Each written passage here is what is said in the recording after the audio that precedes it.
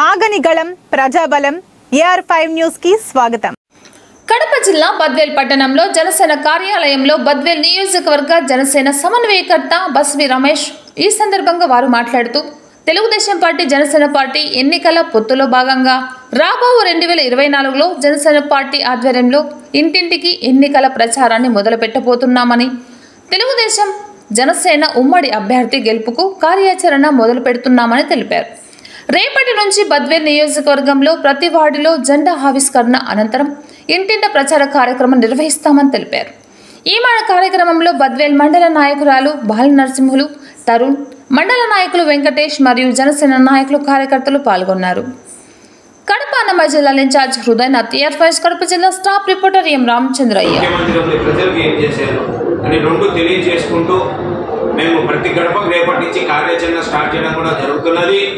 అందులో భాగంగా రేపు 17వ వార్డు నుంచి జెండా ఆవిష్కరణ చేసి ప్రతి గడప టచ్ చేసి కార్యాచరణ రేపటి నుంచి ఎలక్షన్ ఎప్పుడు వచ్చినా మేము సిద్ధంగా ఉంటూ ఉమ్మడి కార్యాచరణ తీసుకొని ముంగడికి పోవాలని చెప్పి మేము నిర్ణయం తీసుకొని ముంగడికి పోతున్నాం.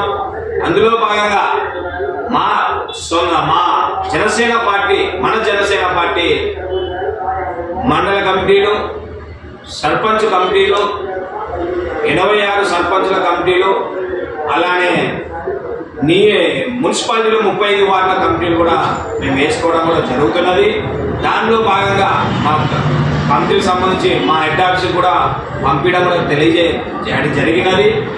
మొత్తం మేము బూత్ కమిటీలో కూడా జనసేన పార్టీ ఎప్పుడు ఎలక్షన్ వచ్చినా సిద్ధంగా ఉన్నది. ప్రతి బూత్లో జనసేన పార్టీ సిద్ధంగా ఉన్నారు. మేము ఎనీ టైం ఎలక్షన్ వచ్చినా ముంగడి పోవడానికి ఉమ్మడి అభ్యర్థిగా ఎవరు వచ్చినా సరే మేము కూడా ముంగడికి తీసుకుపోవడానికి జనసేన పార్టీ తరఫున జనసేన అభ్యర్థి లేకుంటే టీడీపీ అభ్యర్థి అనేది శ్రీ పవన్ కళ్యాణ్ గారు మా అధ్యక్షులు, అలానే నారా చంద్రబాబు గారు ఈ నియమిస్తారు. అది త్వరలోనే అభ్యర్థి ఎవరు అనేది ప్రజల్లో కూడా వస్తుంది, సంకేతం వస్తుంది. ఎవరెవరో అని అంటున్నారు, అవన్నీ మీరేమి ఇది కావద్దు. కొద్ది రోజుల్లోనే మన అభ్యర్థి ఎవరు అనేది కూడా తెలుస్తుంది. అదే విధంగానే ఉమ్మడి అభ్యర్థిని గెలిపించుకోవడానికి జనసేన టీడీపీ రెండు సిద్ధంగా ఉన్నాయని చెప్పి తెలియజేసుకుంటూ, ఈ నియోజకవర్గంలో గత 20 సంవత్సరాల నుంచి వేలుతున్న మన ఎమ్మెల్సీ గోవిందర్ రెడ్డి గారు ఈ 20 సంవత్సరాలు ఏం చేశారు? అసలు ప్రజలకు ఎవరు చేసింది ఏమీ లేదు. వాళ్ళ ఇళ్లలో జోబులు నింపినారు తప్ప, వాళ్ళ ఇళ్లలో వాళ్ళ డబ్బులు దోచుకున్నారు తప్ప ఈ రోడ్డు బాగాలేదు, డ్రైనేజ్ వ్యవస్థ బాగాలేదు. ఇప్పటికిప్పుడు బద్వేల్ చెరువు నింపిన పాపానికి సోమశిల బ్యాక్ వాటర్ నుంచి తీసుకురాలేదు. ఏం చేశారు వీళ్ళు? మీరు ఒకటి గుర్తించండి, బద్వేల్ నియోజకవర్గం ప్రజలారా, 2,40,70,000 ఓట్ బ్యాంక్ మనోళ్ళు ఉన్నారు, ప్రజలందరూ ఉన్నారు. మీరు గుర్తించాలా, 20 సంవత్సరాలు ఒకే పార్టీకి మీరు అంకితం అయిపోయినారు. చూడండి, ఈసారి బద్వేల్ నియోజకవర్గం ఉమ్మడి అభ్యర్థిని గెలిపించండి. బద్వేల్లో డెవలప్మెంట్ అంటే ఎలా ఉంటుంది అనేది బద్వేల్ నియోజకవర్గం తరఫున జనసేన పార్టీ తరఫున మేము చూపిస్తాం. అలానే టీడీపీ తరఫున టీడీపీ వాళ్ళు కూడా చూపిస్తారని చెప్పి తెలియజేసుకుంటూ, ఎటువంటి పరిస్థితుల్లో అయినా ఈసారి టీడీపీ జనసేన అభ్యర్థిని గెలిపించుకోవడానికి మేము సిద్ధంగా ఉన్నాం. అన్ని విధాలుగా సిద్ధంగా ఉన్నాం.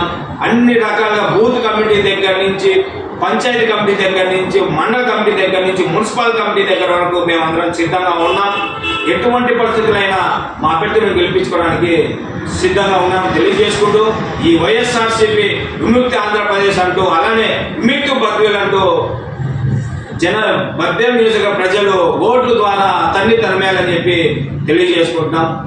జై హింద్, జై జనసేన.